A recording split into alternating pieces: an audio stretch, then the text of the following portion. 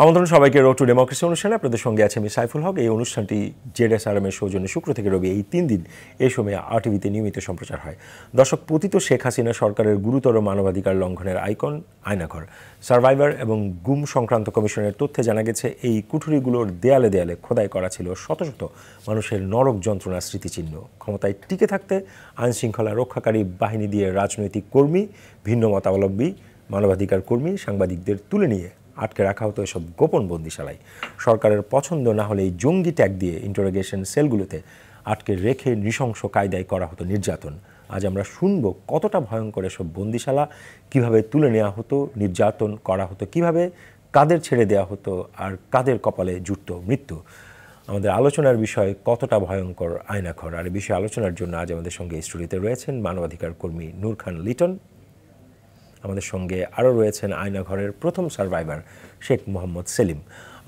যাচ্ছি আমরা মূল আলোচনায়। আমরা শুরুটা করতে চাই আয়নাঘরের প্রথম সার্ভাইভার শেখ মোহাম্মদ সেলিম আপনাকে দিয়ে। আসলে সরাসরি আমি প্রশ্নতে যেতে চাই না, আমরা আপনার জার্নিটা পুরোটা শুনতে চাই। আপনাকে কোথা থেকে, কখন, কিভাবে, কি করে এবং কেন তুলে নেওয়া হলো, এবং সেখানে আপনার দিনগুলো কেমন ছিল এবং কিভাবে আপনি আসলে শেষ পর্যন্ত ছাড়া পেলেন। জি, ধন্যবাদ আপনাকে এবং আমার শ্রদ্ধেয় স্যার ওনাকে এবং যারা দেখতেছেন সবাইকে আমার ব্যক্তিগত পক্ষ থেকে ধন্যবাদ। আমার নাম শেখ মোহাম্মদ সেলিম, আমি মালয়েশিয়া প্রবাসী ব্যবসায়ী। 2016 সালের 29শে মে গাজীপুরের কাপাসিয়া থেকে আমার গাড়ি বডির কাজ চলতেছিল, বডি গ্যারেজে। ওখান থেকে 4টা থেকে 4:30টার সময় 4-5 জন লোক, আরও বেশি হতে পারে, ওইখানে আসে। হঠাৎ করে আমার মোবাইলে কল বেজে ওঠে।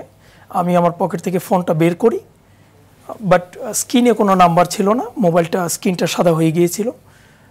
তারপর একজন জিজ্ঞেস করে শেখ মোহাম্মদ সেলিম, ওনার হাতে একটা মনিটর ছিল। আমি বলি জি। তো ওনারা তাৎক্ষণিক আমার সামনে চলে আসে, 2 জন 2 পাশে এবং বাকিরা সামনে। আমাকে বলে যে একটু সামনে আসেন, কথা আছে।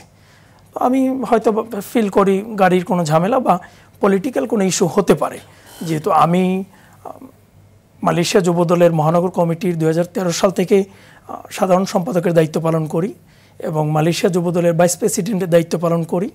আমার বড় ভাই কাপাসিয়া উপজেলা শ্রমিক দলের সিনিয়র যুগ্ম সম্পাদক, প্লাস বিএনপির উপজেলা যে কমিটি সেটার সহশ্রম বিষয়ক সম্পাদক, এবং আনটিল নাও উনি গাজীপুরের জেলা শ্রমিক দলের আহ্বায়ক সদস্য আছেন। তো ওই সময় আমি মনে করি পলিটিক্যাল কোনো ইস্যু হতে পারে বা গাড়ি ভাড়া নিবে এরকম হতে পারে, যেহেতু আমাদের গাড়ির ব্যবসা দীর্ঘদিনের। পরে রাস্তার পাশে একটা গাড়ি ছিল, বাট এটা যে ওনাদের আমি ফিল করিনি। আমার ভাইয়া জিজ্ঞেস করলো কী সমস্যা, ওনারা কোনো উত্তর দেয় নাই। ওই গাড়িটার পাশে যাওয়ার সাথে সাথে ওনারা আমাকে ধাক্কা মেরে গাড়ির ভিতরে ফেলে দেয়। গাড়ির ভিতরে যারা ছিল ওনারা আমাকে টেনে গাড়িতে উঠায়, বাইরে যারা ছিল এর থেকে কয়েকজন হয়তো গাড়িতে উঠে। সাথে সাথেই ওনারা আমার হ্যান্ডকাপ পরিয়ে ফেলে, কালো কাপড় দিয়ে চোখ বাঁধে। কাপড়গুলো ওইখানেই রাখা ছিল, চোখ বাঁধে। পরবর্তীতে আরেকটা মোটা কাপড় দিয়ে চোখ বাঁধে, একটা বড় ধরনের টুপি পরায়, যেটা একেবারে মানে আমার পুরা মুখ ঢেকে নিচে চলে আসে। আমি খুবই নার্ভাস ফিল করি। গাড়িটা তখন ডোরটা ক্লোজ করে গাড়িটা চলতে থাকে। আমি জিজ্ঞেস করি কে আপনারা, কারা, কেন এরকম করতেছেন, কি সমস্যা। ওনারা আমার পাসপোর্টের কপি ছিল, মানি ব্যাগ ছিল, হ্যান্ডফোন ছিল, আমার 2টা মোবাইল ছিল, ওনারা নিয়ে নেয়। পরে আমাকে জিজ্ঞেস করে তোমার নাম, তখন গাড়ি চলতেছিল। আমার নাম জিজ্ঞেস করে আমি কি করি ডিটেলস জানতে চাই। এর মধ্যে আপনার একজন আমাকে বলে আপকো হিন্দি আতা হ্যায়, হিন্দি মে বাত করো। তো আমি বলি যে না, হিন্দি আমি তেমন বুঝি না, ইংলিশও তেমন একটা না। তারপর পিছনে বা সামনে থেকে যে কোনো একজন বাংলাতে আমার সাথে কথা বলে। আর ওঠার সময় আমি একটা লোক, যিনি আমার ডান পাশে ভিতরে ছিল গাড়িতে আগেই, ওনাকে দেখে আমার বাংলাদেশি মনে হয় নাই। ওনার চেহারা আমি স্পষ্ট আমার মনে আছে। 2 জন লোককে আমার বাংলাদেশি মনে হয় না, প্লাস উপজাতীয় না। আর গাড়িটা যখন চলতেছিল তখন তারা আপনার খুব উচ্চ স্বরে গুজরাটি বা যে কোনো একটা সঙ্গীত বাজাচ্ছিল। এটার সাথে সাথে ওনারাও আপনার ওইটার সাথে গানে তাল মিলাচ্ছিল। আর গাড়িটার বাইরে তো আসলে স্ট্রাকচারটা আমি দেখি নাই, বাট ভিতরের যে ইয়েটা একেবারেই সাউন্ড প্রুফ, খুব উন্নত গাড়ি।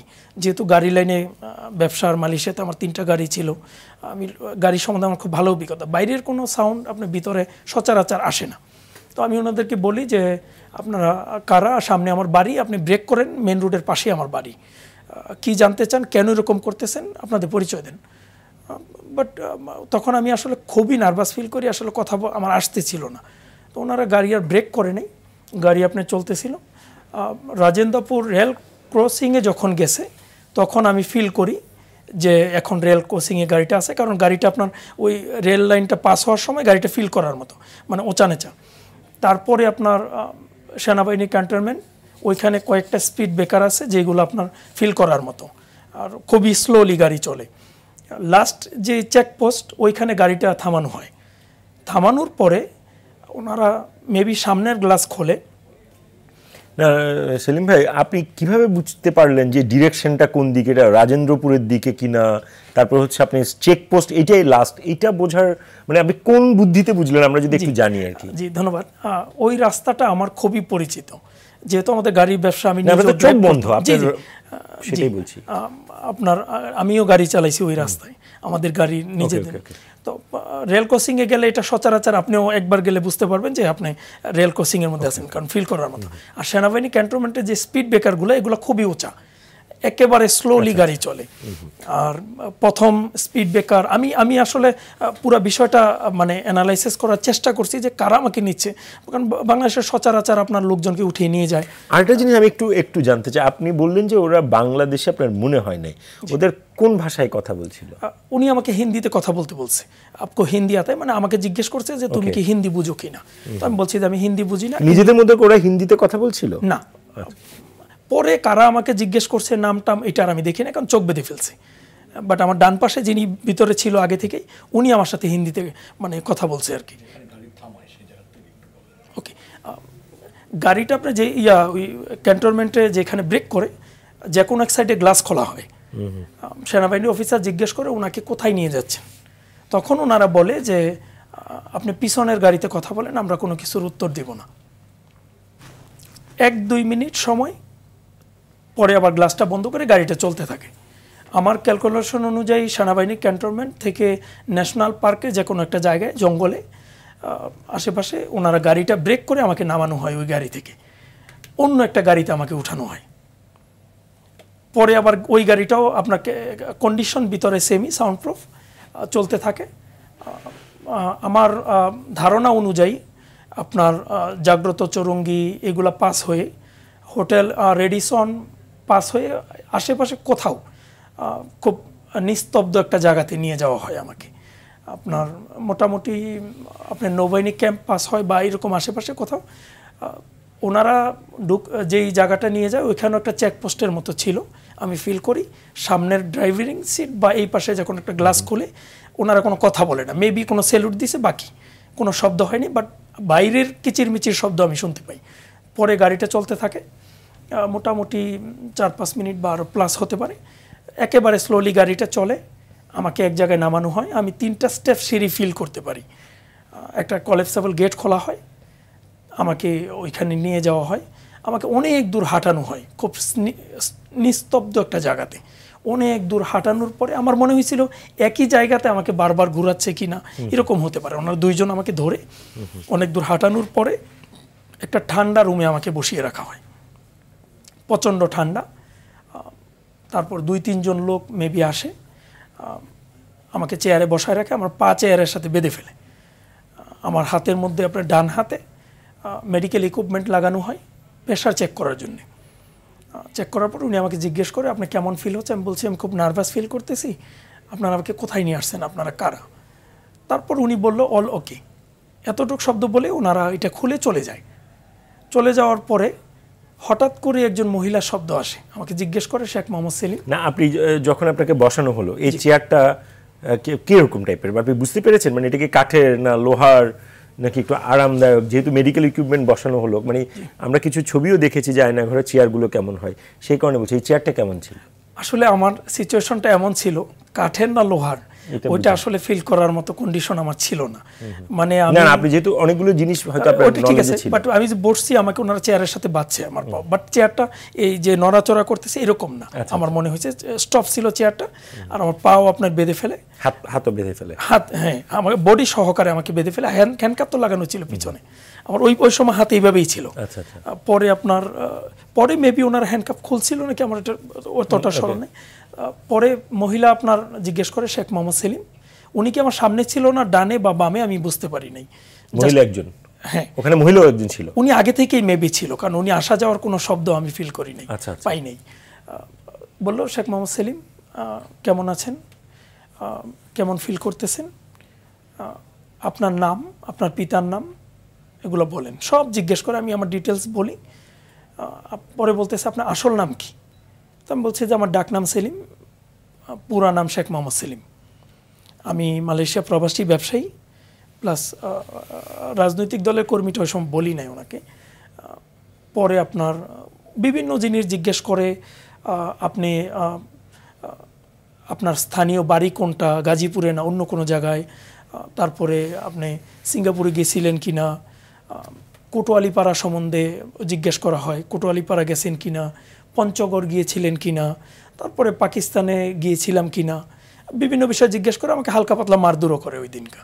আপনার ডানে এবং বামে আমাকে লাঠি দিয়ে মারে। পরবর্তীতে আমাকে ওনারা এখান থেকে নিয়ে যায়, নিয়ে গিয়ে ওই চোখ বাঁধা অবস্থায় চেয়ার থেকে খুলে আমাকে নিয়ে যাওয়া হয়, নিয়ে একটা রুমের মধ্যে চোখ খুলে দেওয়া হয়।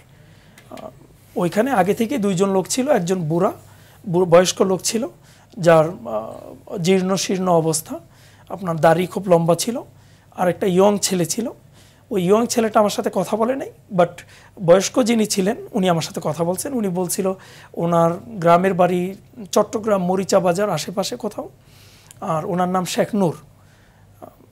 আর কথা বলে, আর আপনার ওনাদেরকে কিছু সময় পর খাবার দেওয়া হয়।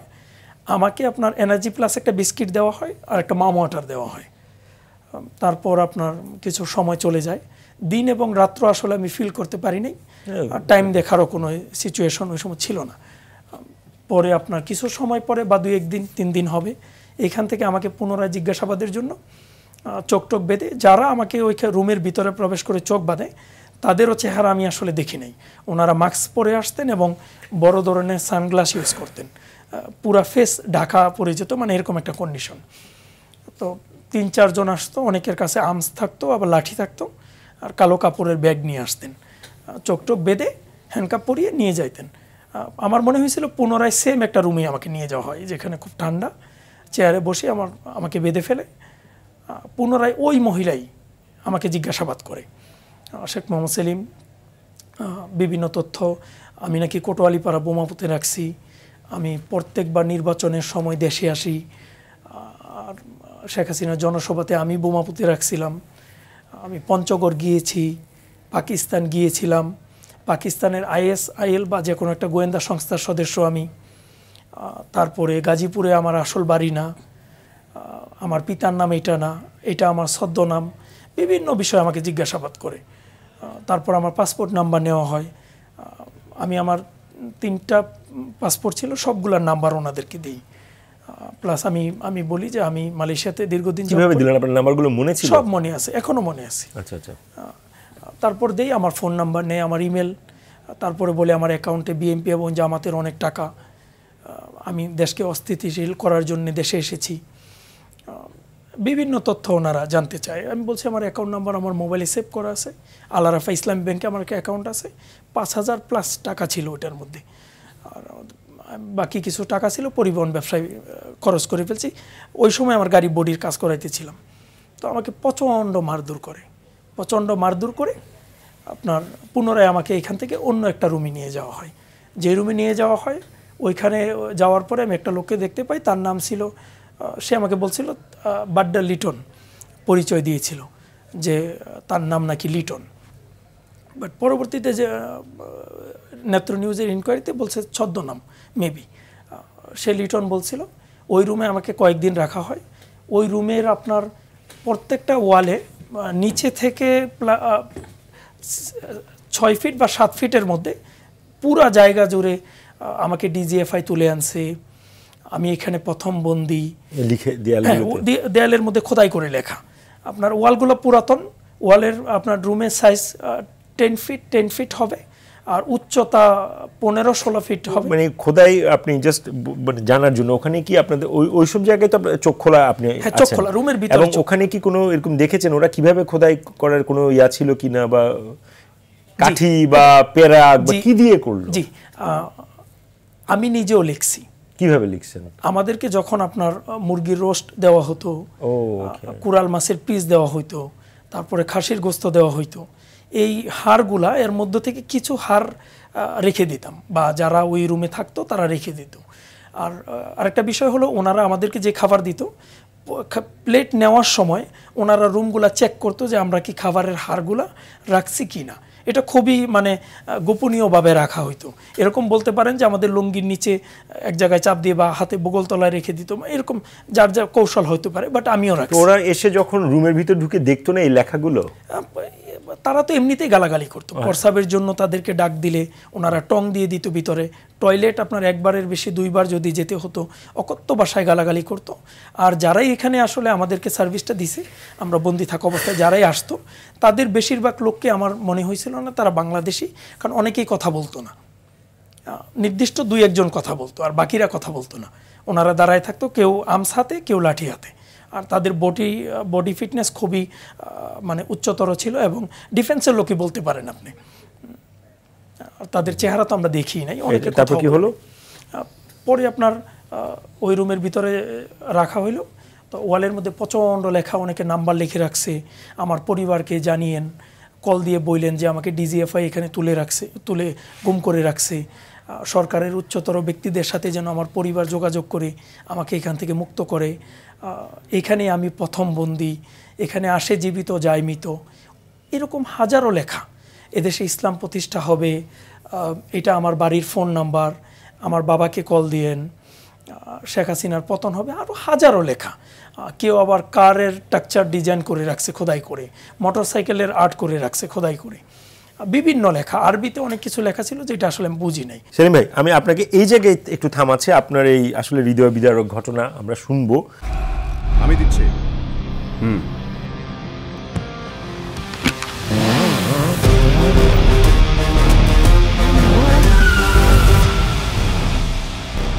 পুরো দেশের মুখে হাসি ফোটাতে নিজেকে হতে হয় স্ট্রং, আর মনোবল হতে হয় স্পাদৃঢ়। 25 বছরের অগ্রযাত্রায় জেরুসালেম ভিত্তি করে দিচ্ছে আমাদের স্বপ্নের স্থাপনার। দেশের সবাইকে নিশ্চিন্ত আর নিরাপদে রাখার আমাদের এই চেষ্টা চলবে আগামীতেও। জেরুসালেম 25 বছরের পথ চলায় নিরাপদে রাখার প্রত্যয়ে। লিটন ভাই, আপনিও শুনছিলেন আমাদের আয়না ঘরের প্রথম সার্ভাইভার শেখ মোহাম্মদ সেলিমের গল্প। আপনারা সরকার একটি গুম সার্ভাইভার এবং গুম সংক্রান্ত কমিশন করেছে, সেখানেও আপনারা দীর্ঘদিন ধরে আপনারা এগুলো আসলে যাচাই বাছাই করছেন। আয়না ঘর আসলে আপনারা ভিজিটও করেছেন। আপনাদের ফাইন্ডিংসটা আসলে কি, ওনারা যে বিবরণগুলো দিচ্ছে, বা আয়না ঘর বলতে আসলে আমরা যেটাকে বুঝাই সেইটা লোকেশন যেটা উনি বলছেন, বা অন্যান্য জায়গায় আসলে এই ধরনের আমরা যে বিভিন্ন কারাগারগুলো পেলাম, সিক্রেট প্রিজন, সেগুলোর আসলে দেখতে কেমন? দেখেন, প্রথম হচ্ছে এই কমিশন গঠন করার পরই যে শুধুমাত্র আমরা এ বিষয়ে জেনেছি এটা ঠিক না। আমরা মানবাধিকার কর্মীরা দীর্ঘদিন বিভিন্ন ঘটনার পরে যারা জীবিত ফিরেছেন তাদের কাছ থেকে একই ধরনের বর্ণনা পেয়েছি, কিছুটা ব্যতিক্রম তবে প্রায় এক।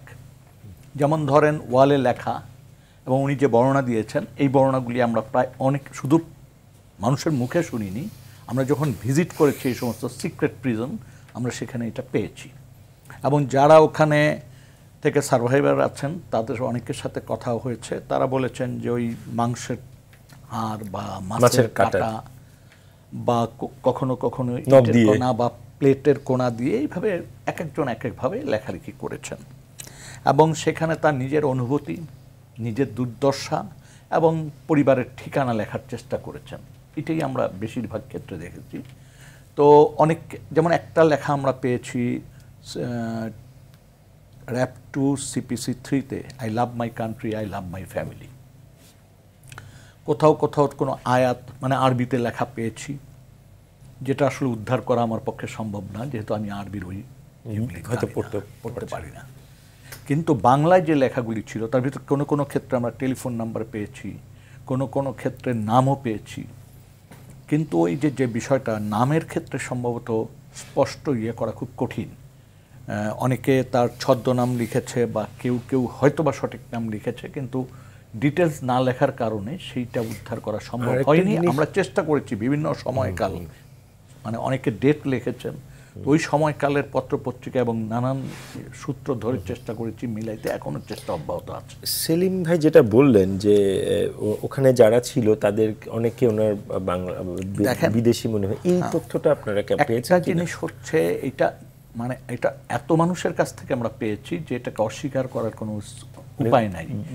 তবে একটা জিনিস মানে আমাদের খেয়াল রাখা দরকার যে এই দেশে একটা সময়ে ওয়ার এগেনস্ট টেররিস্ট এই হেডে একটা বিভিন্ন দেশের গোয়েন্দা সংস্থাগুলির একটা সমন্বিত কার্যক্রম ছিল এবং সেটা আমরা বিভিন্ন সময় কিন্তু বিভিন্নভাবে এটা জেনেছি যে এটা আমাদের সেনা গোয়েন্দারা এবং ডিজিএফআই বা এনএসআই এরা এক ধরনের সমন্বিত কাজ করত। আমরা নিজেরা দেখেছি যে বাংলাদেশে আমেরিকার থেকে, ভারত থেকে, লন্ডন থেকে অনেক মানুষ এসে এখানে থাকতো, অবস্থান করত, বাংলাদেশি সিটিজেনও আছে। যেমন সিলেটে আমরা দেখেছি লন্ডনের বোমা বিস্ফোরণের পর যাদেরকে ওয়ান্টেড করা হয়েছে তাদের একজন ওয়ান্টেড পার্সনকে আমরা সিলেটে দেখেছি। সে আসলে আমাদের গোয়েন্দা সংস্থার নজরদারির ভিতরে ছিল বলে জেনেছিলাম তখন। এবং পরবর্তীতে এই দেশ এখান থেকে 1/11-এর পর এখান থেকে সে যে লন্ডনে আদালতে কিন্তু এই বিষয়ে কথা বলেছে যে আমাকে তো রাখা হয়েছিল অমুক জায়গায়, MI6 আমাকে ইন্টারোগেট করেছে, টর্চার করেছে, এই কথাগুলি কিন্তু আপনি লন্ডনের মামলাটা যদি দেখেন ওখানে পাবেন। এবং সিলেটের নাগরিক, মানে সিলেটে এটা আপনি অনেক সার্ভাইভার থেকে এই তথ্যটা পেয়েছেন? অনেক সার্ভাইভার না, এটা বেশ কয়েকজন। আপনি পত্রপত্রিকা যদি খেয়াল করেন, USA তে মানে এখান থেকে নেওয়া হয়েছে এই বসুন্ধরা এলাকা, মানে বসুন্ধরার এই কাছাকাছি এলাকা, রামপুরের এই এলাকা থেকে একটা ছেলেকে নেওয়া হয়েছে। তার ফাদার তো বিভিন্ন দুয়ারে দুয়ারে ঘুরেছেন এবং নেওয়ার পরে তাকেও আমেরিকার একটা আদালতে উপস্থাপন করা হয়েছে, যেখানে কিনা সেও বলেছে যে আমাকে তো বাংলাদেশ থেকে আনা হয়েছে। আপনি খেয়াল করে দেখেন তখন কিন্তু বিভিন্ন দেশের বিমান টিমান আসতো এই সমস্ত বন্দীদেরকে আনা নেওয়ার ক্ষেত্রে।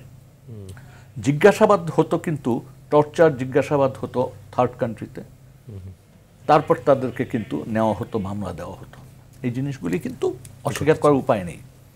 এবং খুব স্বাভাবিকভাবে ওখানে একটা জিনিস এসছে যে হিন্দি ভাষাভাষী মানুষ ইন্টারোগেশনে উপস্থিত ছিল, এরকম কথাবার্তা আমরা শুনেছি। এবং আজকে যেটা শুনলাম ধরার সময়ও হিন্দিতে কথা, যেটা সাধারণত আমরা এটাই আমরা সম্ভবত প্রথম পেয়েছি। এর আগে আমরা শুনেছি যে ইন্টারোগেশনের সময় হিন্দিতে জিজ্ঞাসাবাদ করা বা হিন্দি একে অপরের সাথে হিন্দিতে কথা বলছে বা হিন্দিতে জবাবটাকে অন্য মানুষ ট্রান্সলেট করছে, এরকম কথাবার্তা আমরা পেয়েছি।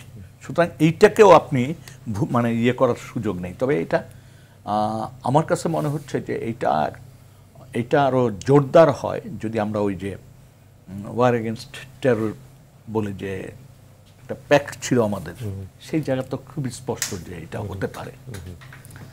আর আরেকটা বিষয় হচ্ছে এইখানে যারা জেআইসি বা কথিত আয়নাঘর যেভাবে আমরা বলি, সেখানে যারা ছিল তারা কিন্তু মূলত খাবার দাবার কিছুটা অন্যদের তুলনায় একটু ভালো পেয়েছে।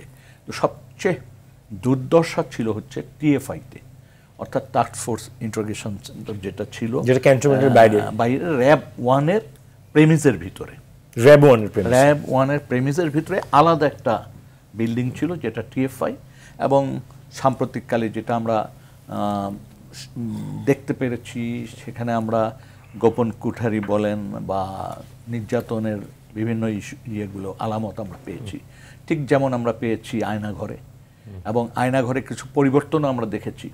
আয়নাঘর যেভাবে ওনারা ছিলেন যখন যে অবস্থাটা দেখেছেন, তার কিছু পরিবর্তিত রূপ দেখেছি। যেমন ওয়ালের যে লেখাগুলো, এটা এখন খুব কষ্ট করে খুঁজতে হয়, দুই একটা লেখা পাওয়া যায়, বাদ বাকিগুলি সব পেইন্ট করা হয়ে গেছে, মানে রং করা হয়ে গেছে। এবং আমরা যখন প্রথম আয়নাঘরে ঢুকি তখন কাঁচা রং ছিল, মানে রংটা 2-1 দিন বা 4-5 দিনের মধ্যে। আপনারা কমিশন গঠনের কতদিনের মধ্যে গিয়েছিলেন? আমরা কমিশন গঠনের ঠিক এই মুহূর্তে মনে নাই, এটা কাগজ কলমে খুব দ্রুতই কি আপনারা গিয়েছিলেন, মানে সেপ্টেম্বর অক্টোবরের দিকে আপনারা গিয়েছেন? কারণ আমাদের মনে রাখতে হবে যে আয়নাঘর যে জায়গাটাতে মানে অবস্থিত ছিল সেটা ছিল ডিজিএফআই এর প্রেমিসের ভিতরে, আচ্ছা, ক্যান্টনমেন্টের ভিতরে, ডিজিএফআই এর প্রেমিসের ভিতরে, তাদের নিয়ন্ত্রণে, তাদের প্রেমিসের ভিতরে।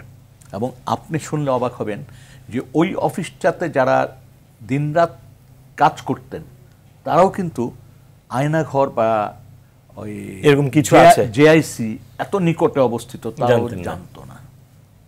এটা বিভিন্ন সময় বিভিন্ন মানে ওখানে যারা কাজ করতো তাদের সাথে কথা বলে। বগুড়ার একটা রেফারেন্স বলছিলেন যে একেবারে পাবলিকের সামনেই আছে কিন্তু পাবলিক জানে না যে এটাই আয়নাঘর। যেমন ধরেন বগুড়ায় যেটা হয়েছে সেটা হচ্ছে পুলিশের যে ওটার কি বলে পুলিশ লাইন, আচ্ছা পুলিশ লাইনটা অনেকটা উন্মুক্ত থাকে, এটা তো খুব বেশি গোপন কিছু না, উন্মুক্তই থাকে। সেইখানে আমরা দেখলাম যে পুলিশ লাইনের দোতলাটা একটা অংশকে পুরা কারাগার যেভাবে হয় সেরকম একটা ব্যবস্থাপনার মধ্যে ছিল, সেরকম একটা ব্যবস্থা আমরা দেখেছি। তার উল্টা দিকে মাঠের অপর পারে একটা ট্রেনিং সেন্টার ছিল, যেটা কম্পিউটার বা এই ধরনের জিনিস প্রশিক্ষণ দেওয়া হতো। সেটা একটা 2তলা বা 3তলা বিল্ডিং। সেই বিল্ডিংটাকেও আপনার টর্চার সেলে রূপান্তরিত করা হয়েছিল, কারাগার বা গোপন যে সেল। এইটা সন্ধান পেয়েছি কিন্তু বগুড়ায় যারা সার্ভাইভার তাদের কাছ থেকে, তাদের বিবরণীতে। এবং সেই ক্ষেত্রে স্পষ্ট ধারণা পাওয়া যায়নি, অনুমান করা গেছে যে বগুড়ায় এমন একটা জায়গা আছে যেখানে পুলিশের পুলিশ থাকে এবং যেখানে মূলত ওই অঞ্চলের বিভিন্ন মানুষকে আটক করে ওখানে রাখা হয়েছে, কাউকে স্বল্প সময়, কাউকে দীর্ঘ সময়, এবং কেউ হয়তো আবার ফিরেও আসেনি। তো যাদেরকে আটক করা হয়েছে তাদেরকে ওখানে নিয়ে প্রথম দিকে রাখা হতো আপনার ট্রেনিং সেন্টারে, ওদের যে 3তলা বা 2তলা ট্রেনিং সেন্টার ওখানে, মাঠের পূর্ব প্রান্ত সম্ভবত। আর জেলা ওই পুলিশ লাইন যেটা পুরানা বিল্ডিং, সেখানে 2তলায় যেখানে এসপি সাহেব একটা অংশে অফিস করতেন, আর একটা মানে ওখানকার অফিস, এসপির অফিস তো ভিন্ন, ওখানে যখন যেতেন ওই জায়গা বসতেন। আর ঠিক তার পাশে একটা বড় মানে বিল্ডিংয়ের একটা অংশ 2তলায়, যেটাকে একেবারে কারাগারের মতো রূপান্তরিত করা হয়েছে এবং সেখানেও বন্দি রাখা হতো। এবং এতটাই উন্মুক্ত ছিল, বেপরোয়া ছিল যে ওইটা যে মানে একটা অপরাধ এটাও তারা ভাবতে পারেনি। এবং ওইখানে আমি যে যখন ওই কথা বলার চেষ্টা করলাম, বোঝার চেষ্টা করলাম, জিনিসটা বের করার চেষ্টা করলাম, প্রথম দিকে আমরা মোটামুটি একটা জায়গা যে বুঝেছি, এবং তারপর যেই ভদ্রলোক ছিলেন দায়িত্বে তাকে তো রীতিমতো আমরা জিজ্ঞাসাবাদ করেছি, করার পরে এক পর্যায়ে সে এইটুক পর্যন্ত স্বীকার করেছে যে আমি এখানে আসলে প্রশিক্ষণ দিতে পারিনি, এবং সেইটার সপক্ষে আমার প্রমাণ আছে। কি প্রমাণ? উনি আইজি অফিসে ইনফর্ম করেছেন যে এখানে বন্দীদেরকে এমনভাবে এনে রাখা হচ্ছে যে যার ফলে আমি এখানে আমার প্রতিনিয়ত কাজগুলি করতে পারছি না, আমাকে এখন এখানে মানে বন্দীদেরকে সরিয়ে আমাকে এখানে আমার ট্রেনিং পরিচালনার সুযোগ দেওয়ার জন্য। এবং তাকে তার আগে এখান থেকে নিয়ে একটা স্কুল আছে, ওই পুলিশ লাইন স্কুল, ওইখানে তাকে মানে তার অফিসে স্থানান্তরিত করেছিল ওই সময়ে। আমরা তারপর যে পুলিশ লাইনের 2তলা, এটা আমরা খুঁজতে থাকি কিন্তু খুঁজে আসলে বুঝে উঠতে পারছিলাম না। যখন যেখান থেকে খাবারটা যেত, পুলিশ লাইনের ভিতরে যে ক্যান্টিনে যে চা খাওয়ার সময় যখন জিজ্ঞেস করলাম, তখন একজন বলে ফেললো যে আরে ওই 2তলায় তো আমরা খাবার দিয়ে আসতাম। তো যে দেখি ঠিকই ওরকম গোল কাটা আছে দরজায়, তারপর ভিতরে সেই বেড আছে, মানে হাসপাতালের মতো খাট আছে, সবই পেলাম। এবং তারপর জিজ্ঞাসাবাদে মোটামুটি ওখান থেকে বেরিয়ে আসলো যে আসলে এখানে এইভাবে ব্যবহার করতে হতো। তখন এসপি ছিল আসাদুজ্জামান, এরকম 2-3 জন অফিসারের নাম পাওয়া গেছে যারা তাদের সময়ে ব্যাপকভাবে, পরবর্তীতে তারা কিন্তু ডিবিতে চলে আসে হেডকোয়ার্টারে, তারা এত বেশি নির্যাতক ছিলেন, এত বেশি নির্যাতন করতেন এবং এত বেপরোয়া ছিলেন যে আইনের কোনো তোয়াক্কা তারা করে নাই।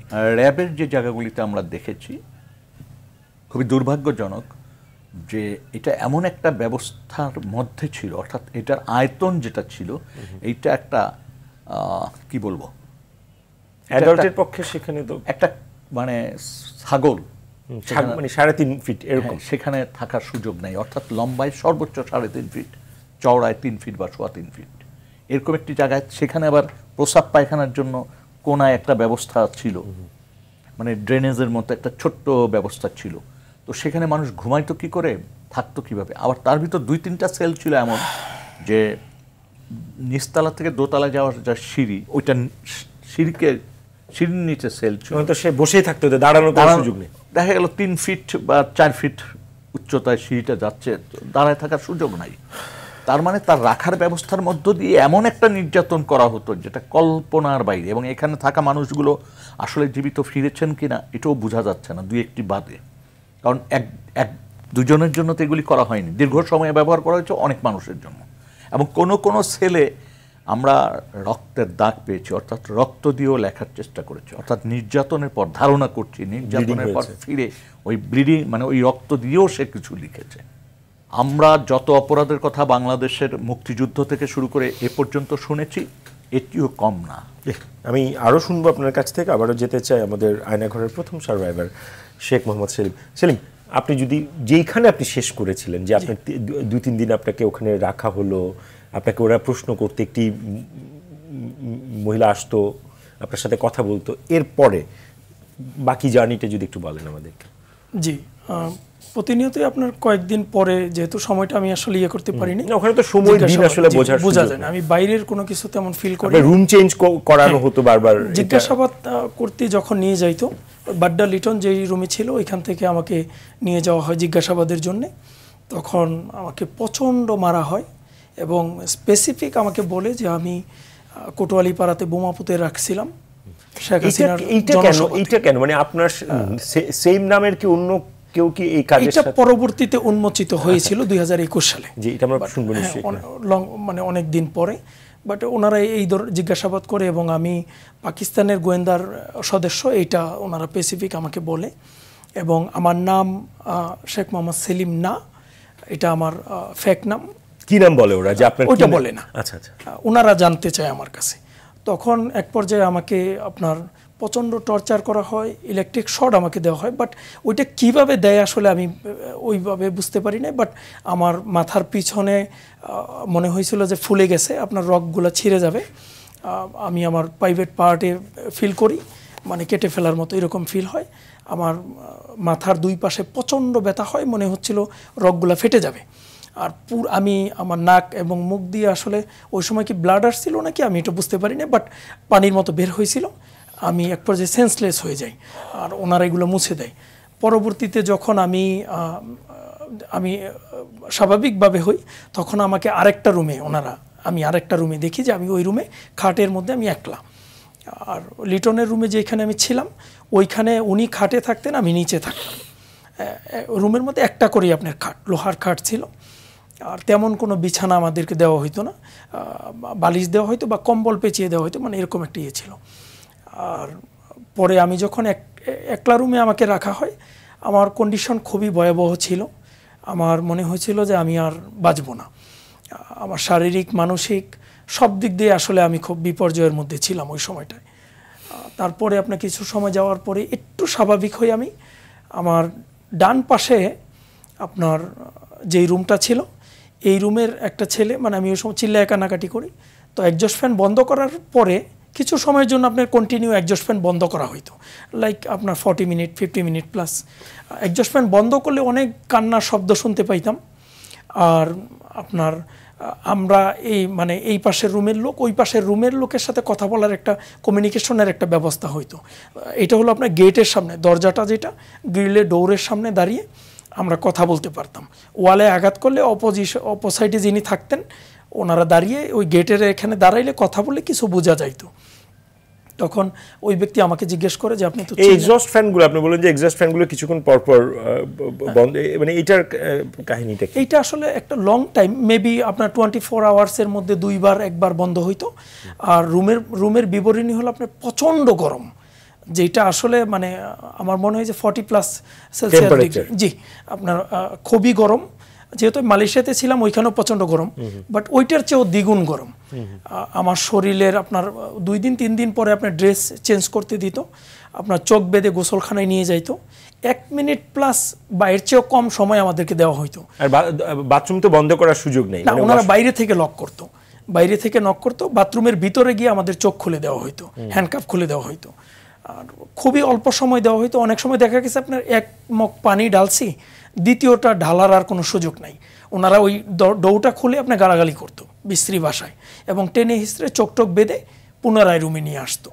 আপনার যে ব্রাশ দেওয়া হইতো দাঁত ব্রাশ করার জন্যে, এটার কন্ডিশনটা এমন ছিল যে আপনার 500+ লোকে ইউজ করছে, ওটার কন্ডিশন এরকম। ম্যাজিক টুথ পাউডার দেওয়া হইতো আমাদেরকে, এইটার এইভাবে ওনারা ধরতো টয়লেটের ভিতরে ঢুকে, এইভাবে দিয়ে এইভাবে উল্টাইতো, আবার সোজা করে ফেলতো। আপনার অল্প একটু হাতের মধ্যে ওইটা দিয়ে ব্রাশ করতে হইতো। তো আমি ব্রাশ ইউজ করি নাই, আমি আঙ্গুল দিয়ে ইয়ে করতাম। আর ওইখানে আপনার চুল কাটার একটা সিস্টেম ছিল, 2 পাশে টয়লেট, মাঝখানে চুল কাটার একটা জায়গা, গ্যাপ একটা জায়গা আছে। এইখানে কাপড় দিয়ে মেবি 2টা বা 3টা ছোট ছোট ইয়ে করতো ওরা, কাপড় দিয়ে পর্দাটা নিয়ে, ওইটার ভিতরে আপনার চুল কাটার ব্যবস্থা ছিল। বাট আপনার দাড়ি কাটতে দিবে না, আমার দাড়িগুলো একটু বড় বড় হয়ে গেছিলো, দাড়ি কাটতে দিবে না, শুধু চুল কাটতে পারবেন আপনি। আমার একবার চুল কাটছিল। আর আপনার টয়লেটে আপনার একবারের বেশি ওনারা নিয়ে আসতো না, খুবই গালাগালি করতো, এমনকি মারতো টয়লেটের জন্য যদি আমরা দৌড়ে আঘাত করতাম, খুবই বিশ্রী ভাষায় গালাগালি করতো। আর খাবার খুব ভালো ছিল, আমার খাবার দাবার খুবই ভালো। কুড়াল মাছ ছিল, মুরগির রোস্ট, আপনার তারপরে খাসির মাংস, ভেজিটেবল। রমজান মাসেও আমি এখানে ছিলাম, রমজানেও আপনার খুব ভালো খাবার দেওয়া হইতো।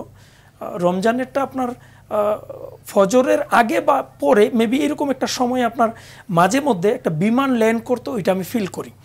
মানে বিল্ডিংটা একটু কাঁপুনি দিত মনে হইতো, যেহেতু আমি দীর্ঘদিন প্রবাসী ছিলাম, আর বিমানের ইয়াটা আমি একটু বুঝতে পারি। আমার মনে হইতো ভূমিকম্পের কাঁপুনি না, বিমান ল্যান্ড করলে যেরকম একটা ফিল হয়, হালকা এরকম একটা ফিল হইতো মাঝে মধ্যে। এটা ফজর বা ফজরের পরে একটু এই সময়। আর একবার আপনার পুরা শাটডাউন হয়ে যায়, সব লাইট টাইট বন্ধ হয়ে যায়। ওই সময় আমি আজানের একটু শব্দ পাই, ওটা কোন সময়ের আজান ওটা আমি বুঝতে পারিনি।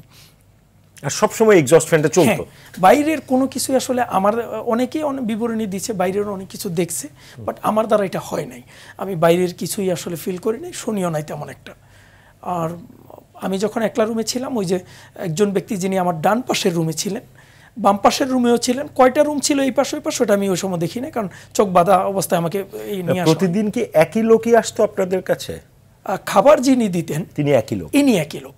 আপনার একটা এক্সস্ট ফ্যান উপরে, আর একটা লাইট আপনার ছাদের মধ্যে খোদাই করে এই লাইটটা ওইখানে লাগানো মাঝখানে। আর আমার ডান পাশে যিনি ছিলেন উনি আমার সাথে কথা বলার চেষ্টা করেন। আর উনি আমাকে জিজ্ঞেস করেন এক্সস্ট ফ্যান বন্ধ থাকা অবস্থায় যে আপনি তো চিল্লায় কান্নাকাটি করেন কেন? তো আমি বললাম, আমার নাম জিজ্ঞেস করে, আমি ওনার নাম জিজ্ঞেস করি। উনি প্রথমে বলে আমার নাম শাহিন শাহ, আর উনি খুব হাসাহাসি করতেন। তখন আমার মনে হয়েছিল লোকটা হয়তো বা মেন্টাল সিক হয়ে গেছে অনেক দিন। তো পরবর্তীতে আমি যখন ওনাকে বলি যে আমি মালয়েশিয়া প্রবাসী ব্যবসায়ী, আমি মালয়েশিয়া যুবদলের সাথে সম্পৃক্ত ছিলাম, আমার পরিবার বিএনপি রাজনীতির সাথে জড়িত, তখন উনি আমাকে বলে যে আমার নাম সোহেল। বংশালে গিয়ে আপনি যে কোনো জায়গায় বলবেন, যে কোনো দোকানে বলবেন, আমাকে চিনবে। আর আমি বলি যে বংশালে তো আমি অনেক কিছুই চিনি, কারণ আমাদের গাড়ির ব্যবসা, বংশাল থেকে দোলাইখাল থেকে অনেক মালটাল আমরা গাড়ির জন্য আনতাম। তখন উনি বলে আপনি যে কোনো দোকানে গিয়ে বলবেন সোহেল, সবাই আমাকে চিনবে। তারপরে উনি আমাকে বলে যে দেখেন এইভাবে কান্নাকাটি করেন না, আপনাকে মারবে না। আমাকেও এখানে অনেক বছর হয়েছে রাখা হয়েছে, আমাকে মারে নাই। এখানে বিএনপির অনেককে রাখা হয়েছে। উনি কোট করে আমার একেবারে স্পেসিফিক করে বলছে যে ইলিয়াস আলী থেকে শুরু করে অনেককে এখানে রাখা হয়েছিল, কাউকেই মারে নাই, আপনাকেও মারবে। আপনি দুইটার নাম আমি আপনার কাছ থেকে পেলাম, একটা হচ্ছে লিটন, একটা হচ্ছে সোহেল। নূর খান লিটন ভাই, আপনারা এদের পরিণতি, এরা কোথায়, এই লোকগুলোর কোনো সন্ধান পেয়েছেন বা এই নামের কাউকে? দেখেন, এখন পর্যন্ত এটা আমরা পাইনি, তবে বাড্ডা লিটন এই নামটা কিন্তু আরও একজনের মুখ দিয়ে আমরা পেয়েছি। আচ্ছা আচ্ছা। কিন্তু আমরা এখন পর্যন্ত বাড্ডা লিটনকে চিহ্নিত করতে পারি। সে বেঁচে আছে না কোথায়? এখন পর্যন্ত বেঁচে আসার বিষয়টা তো পরে আসবে। এখন পর্যন্ত বাড্ডা লিটন বলে কেউ ছিল কিনা এটাই পাওয়া যাচ্ছে না। বাড্ডায় তো অনেক লিটন আছে, কিন্তু এমন কাউকে পাওয়া যায়নি যে কিনা ওরকম মিসিং বা এখনো মানে যাকে এরকম ধরে নেওয়া হয়েছে এরকম কোনো তথ্য দিতে পারে। আরেকটা জিনিস হচ্ছে আপনার সোহেল বংশাল, এইটা আমরা এখন পর্যন্ত পাইনি, কারণ ওনার বক্তব্য অনুযায়ী দেখা যাচ্ছে যে কয়েক বছর সে হয়তো ছিল ওখানে, এটা আমরা পাইনি।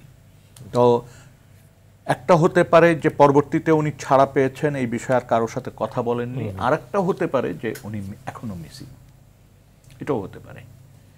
আর ঠিক এটা বলা খুব কঠিন। এখনো মিসিং যে স্ট্যাটাসটা আমরা যদি ধরে নেই, মানে তারা আসলে দেখেন কোথায় আসলে এখনো মিসিং এরকম এই সংখ্যা, স্ট্যাটাসটা কেমন, কত সংখ্যা? আমি বলি এখন পর্যন্ত ফিরে আসেনি বা কোনো সন্ধান পাওয়া যায়নি, এটা +-200 ধরেন। আমাদের কাছে যে টুক তথ্য আছে, আমাদের বাইরে তথ্য থাকতে পারে, কারণ এটা এমন বিভৎস ঘটনা 15 বছর হয়েছে যে এখনো মানুষ সোজা হয়ে দাঁড়াতে পারেনি। অর্থাৎ এখনো মানুষ কিন্তু ভয়ের মধ্যে আছে যে আজকের অবস্থাটা যদি কন্টিনিউ না করে, যদি আবার বিপরীত দিকে কিছু ঘটে, ফলে যেমন তার হিসাব কিন্তু আমাদের ভিতরে নাই।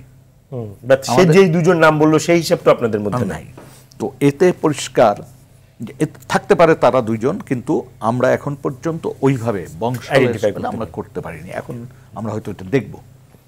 আর ওনার নামটা তো নেই, উনি নিজেও অভিযোগ করেননি, সুতরাং ওনার কেস স্টাডি মানে ওনার অভিযোগটা আমাদের কাছে আসে। আপনি যে 200 বললেন, এরকম অনেক আছে, এরকম 200 বললেন যে যাদেরকে আপনারা আসলে এখনো মিসিং হিসেবেই দেখছি, আর ফিরে এসছে, এই সংখ্যাটা কেমন?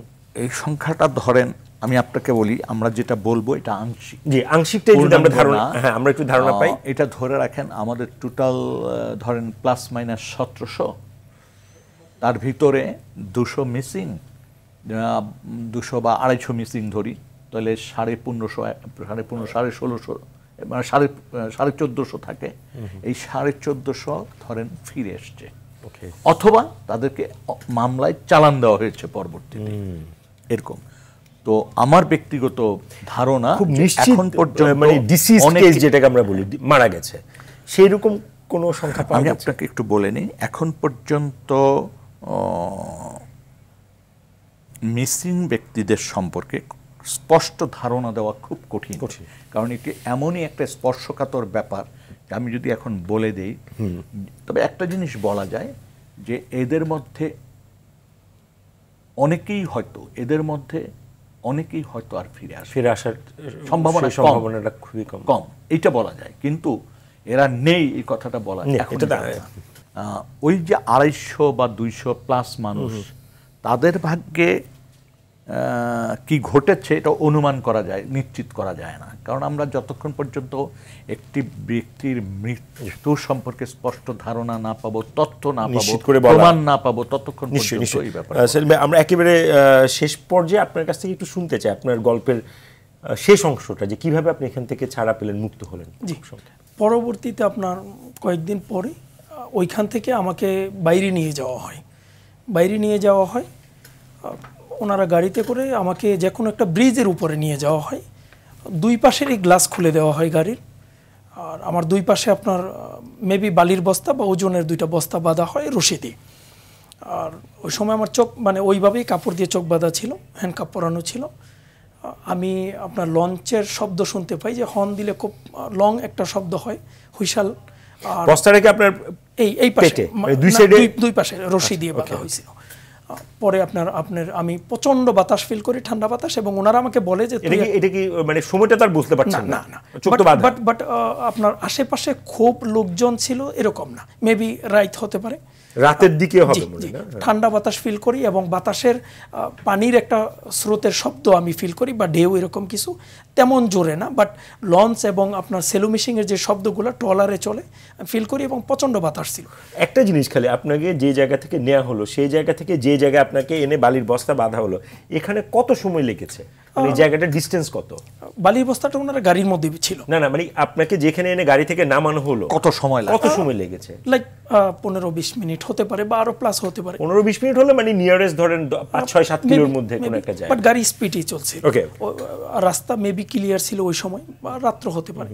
আর আশেপাশে লোকজনের কোনো শব্দ আমি শুনি না, শুধু খালি আপনার ট্রলার আর শব্দগুলো ফিল করি। আর পরে আপনার নামিয়ে আপনাকে ছেড়ে দেয়? না, ছাড়ে না, ওই বালির বস্তা বাঁধা ছিল।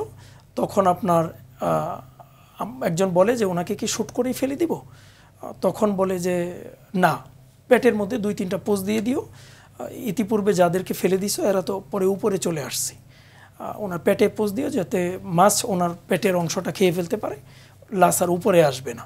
তখন আপনার একটা কল আসে, কল আসার পরে ইয়েস স্যার, ওকে স্যার, ঠিক আছে স্যার, এতটুকু কথা বলার পরে আমাকে একটা গালি দেয়, যে জিজ্ঞেস করে যে তোমার পরিবার বা আত্মীয় স্বজন কেউ নাকি প্রশাসনে জব করে না? তো আমি বলি যে জি না স্যার। তখনই আমাকে প্রচণ্ড মারে মুখের মধ্যে, শুধু আমার তো কাপড় দিয়ে মুখ বাঁধা এবং টুপি পরানো, প্রচণ্ড শুধু মুখে মারে আমাকে, গাড়ির মধ্যেই প্রচণ্ড মারে, গালাগালি করে, এবং পরে ওইখান থেকে গ্লাস লাগিয়ে গাড়ি ঘুরিয়ে সেম জায়গায় আমাকে নিয়ে আসা হয়, ওই রুমেই, যেই রুম থেকে আমাকে নিয়ে যাওয়া হয়।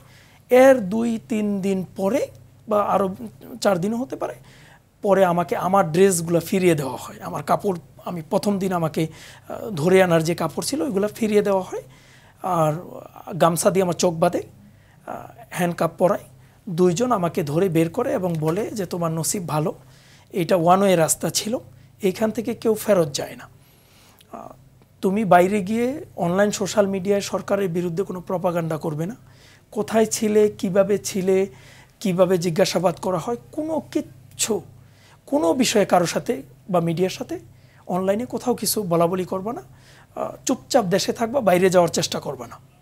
তখন আমি বলি ঠিক আছে স্যার।